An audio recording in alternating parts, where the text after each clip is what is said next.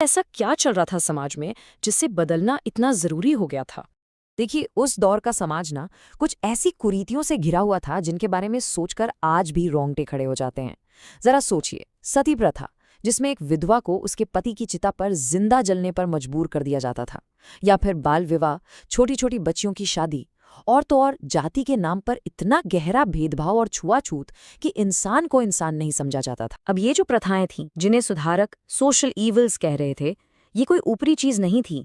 ये समाज में बहुत गहराई तक अपनी जड़ें जमा चुकी थीं। इनको बदलना, इनको चैलेंज करना, सच पूछिए तो लगभग नामुमकिन सा लगता था। राजा राम मोहन रॉय को यूं ही the first modern man of India नहीं कहा जाता। वो एक कमाल के विजनरी थे। एक ऐसे इंसान जो अपनी जड़ों का, अपने अतीत का सम्मान तो करते थे, लेकिन उनकी नज़र हमेशा भविष्य पर टिकी होती थी। उन्होंने लॉजिक और रैशनैलिटी, यानी तर्क और विवेक की आवाज़ को सबसे ऊपर रखा। तो देखिए, उनकी शुरुआत हुई 1815 में आत्मीय सभा के साथ। ये एक तरह का डिस्कशन फोरम था जहां एकेश्वरवाद, यानी एक ही ईश्वर है के विचार पर जोर दिया गया। और फिर इसी सोच को एक बड़ा प्लेटफॉर्म देते हुए उन्होंने 1828 में ब्रह्म समाज की स्थापना की।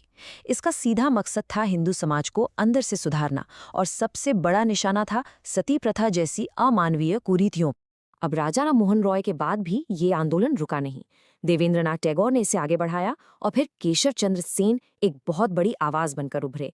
हाँ, ये बात और है कि आगे चलकर विचारों में कुछ मतभेद हुए और ब्रह्म समाज दो हिस्सों में बढ़ गया, एक आदि ब्रह्म समाज और दूसरा ब्रह्म समाज ऑफ इंडिया। ये दिखाता है कि कोई भी बड़ा मूवमेंट कैसे समय के साथ इवॉल्व होता है। ये जो आप टाइमलाइन देख रहे हैं ना, ये सिर्फ कुछ तारीखें नहीं हैं।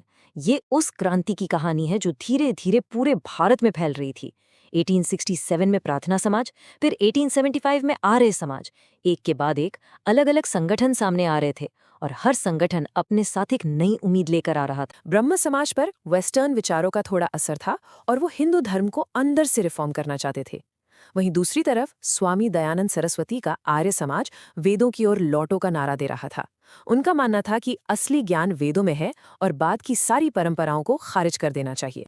और हाँ, लिस्ट यहीं खत्म नहीं होती। स्वामी विवेकानंद ने रामकृष्ण मिशन के जरिए मानव सेवा ही माधव सेवा का संदेश दिया। कुछ बहुत पावरफुल मूवमेंट्स शुरू हुए।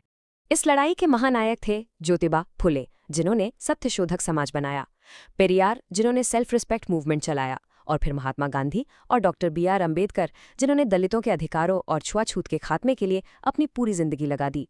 इन सभी का सपना एक ही था, एक ऐसा भारत बनाना जहां किसी की पहचान उसके जन्म से नहीं बल्कि उसके काम और काबिलियत से हो।